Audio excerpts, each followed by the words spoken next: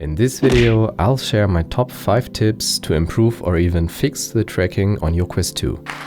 The first one is to increase your tracking frequency, so how often the Quest looks around and searches for the position of the controllers. To increase it, open the Oculus app on your phone and go to the Devices tab. Select your Quest 2, make sure it's turned on, and under Advanced Settings, go to Tracking Frequency and select 60 Hz.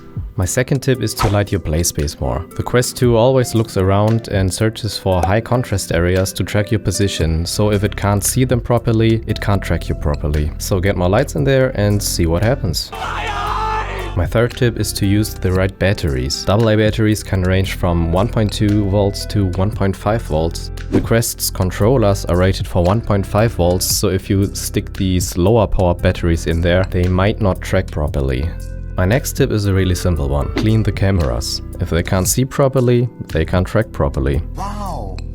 My last tip is for headphone users. Sometimes your headphone's cable can dangle in front of the camera and will block the vision to your left controller. So just make sure to tuck it away properly and you'll be fine. Nice! For more tutorials on Quest and Beat Saber, check out this playlist I made. Bye!